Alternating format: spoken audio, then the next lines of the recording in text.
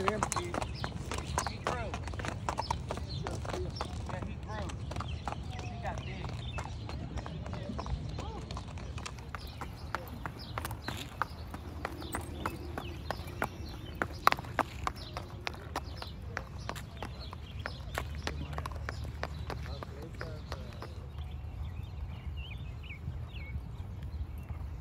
Yeah, you can get your coffee. The coffee maker's ready.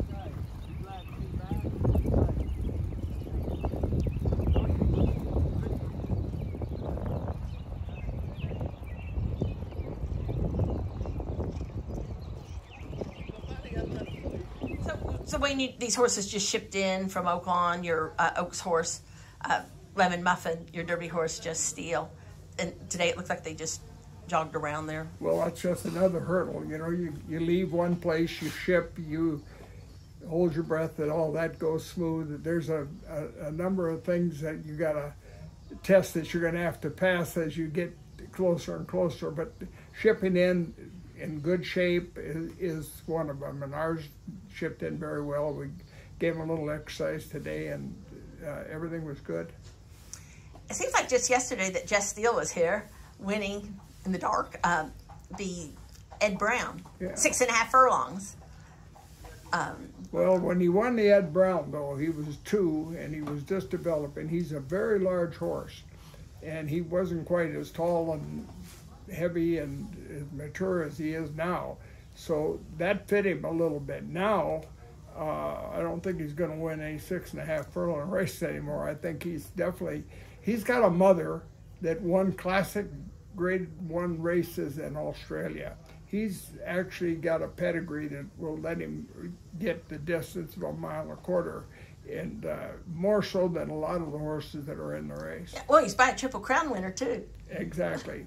He's got a lot going pedigree-wise. We have, opinions. Horses have the facts. They have the ability to show that brilliance even at 6.5 and so forth. If they're a good horse, he's a very good horse.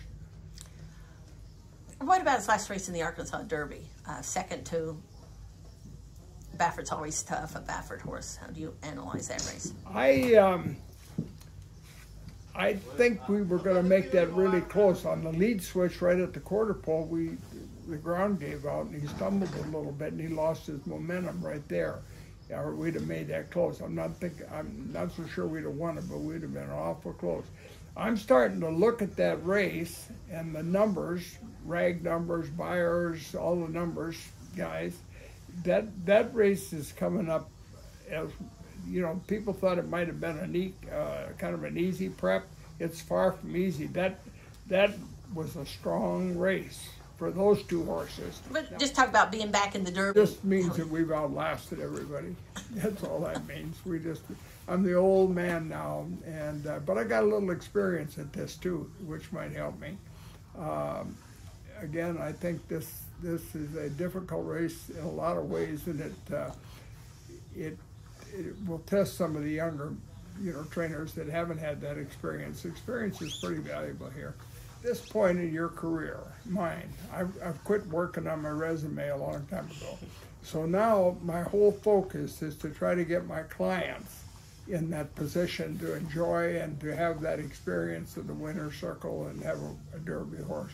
Everything that we do now, and I've preached this to the help and everything else, is to put our clients in a position of prominence or enjoyment. I've been there, sung my old Kentucky home, done it all. So I want to win another one, but I want to win it for my people. Probably more so than anybody since Ben Jones and Jimmy Jones, who really pointed for the Derby at a time when a lot of people didn't. The Triple Crown races and the Breeders' Cup, you made your focus. Well, who would have ever thought that that there'd be 20 horses back in 1960 or 70? Who'd ever thought that there'd be 20 horses fighting to get in the gate? People would have said, "What do you mean 20? You enter when you want it. There's only 6, 8 head." In the Ben Jones era, as you call it, they never had to beat a 20-horse field. They only had to beat sometimes 6 and 7 of them. So it's the whole game has changed. It's much more difficult now, very much so.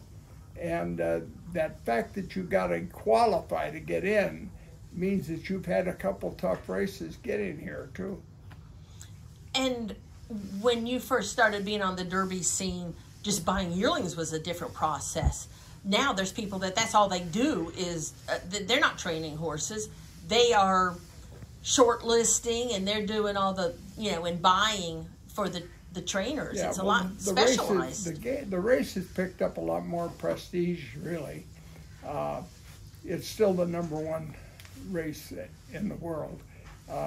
We've got all that money in Dubai and so forth, but this is still the one. When you put 150 years of tradition out there, that is pretty hard to overcome. It's still the #1 race. How do you like your chances of putting Wayne Lukas winning his 5th Derby in the 150th? My whole goal, I've definitely got a horse that I think has got talent. I'm going to do everything I can. I'm going to try to win it. I'm not just trying to be in it. The in it thing went away a long time ago. So I'm definitely going to lead that horse over there with some confidence that I can win it. As we said already, he's got the pedigree, he's got the conformation. There's a place for that rider to sit. Boy, he's 17 hands, probably weighs 1,300 pounds. He's a big, powerful horse, and he fills up the starting gate physically. And I think that he's got the talent if I can move him along. His last race was his best one. And if the next one is even better or better down the line, then we've got a chance to have a special horse. Are you committed to a rider? Well, yeah. Keith Asmussen will ride the horse. Would you have 30 years ago put in the Derby a rider that had been riding only a couple of years? Probably not, but I'll tell you what about Keith Asmussen. I've used him. He won his first race at Oaklawn with one of my horses. He rode Lemon Muffin. He's been very, very good to work with, and he's very smart. Very smart. He rides. Reminds me of Jerry Bailey in that respect. That he gives every horse a shot to win at the top of the stretch. I feel he is not intimidated. He will not get intimidated by a couple of Hall of Famers, like Johnny Velasquez and so forth out there. That won't bother him. He's got a good horse background. And I'll give you another little statistic. This probably, and I'm going to guess, is the first time in the history of the Kentucky Derby that the owner, not the owner, but the trainer and the jockey both have master's degree. But he's a different kind of rider, right? He has 2 business degrees. He's too tall. He's too tall. Never used an apprenticeship. No. So he never got the benefit of the weight allowances. He got a horse background, though, a good one. Mm-hmm. Yeah. I see no reason to change. He's going to ride my Oaks filly and my Derby horse.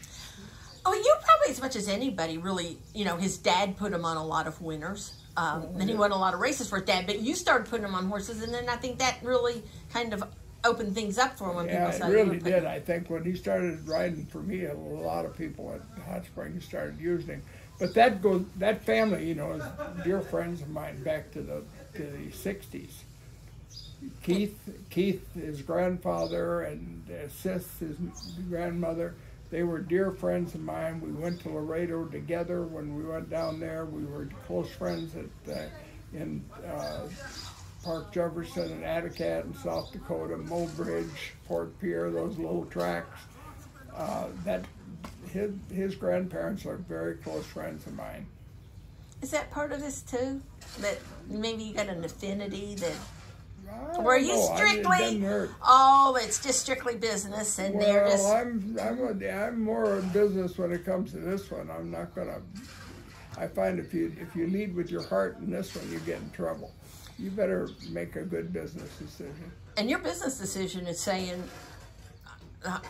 ride the guy with the business degrees. It's okay. It's absolutely okay. What about Lemon Muffin? What about her last race? I know that probably was a little disappointing. I don't think she was right. I think she was just maybe having one of those days she didn't feel well or something. She didn't have the energy, saddling, warming up, anything. she didn't act like herself all the time, all day. And I was a little concerned about her when I saddled her. She was just flat. She's since been dynamite, just full of herself. So we'll throw that one out and go back to the Honeybee effort and lead her over there with some confidence. You've said that this is about your owners and getting them there. All the same, you get a kick out of doing things other people have not done before. Oh, and yeah. I'm guessing you would really get a kick out of winning the Derby with Keith Asmussen before his dad wins the Derby. Yeah, his dad is an outstanding horseman, and I think he's past it. Steve's one of the best horsemen in the country, if not the best. He's really, really strong, and he's hard on those boys, but he's done a tremendous job of raising them. I gave Julie a compliment there the other day up there in the lunchroom. I said, "You've done a beautiful job of raising these three boys. They are special kids. You won't find anybody more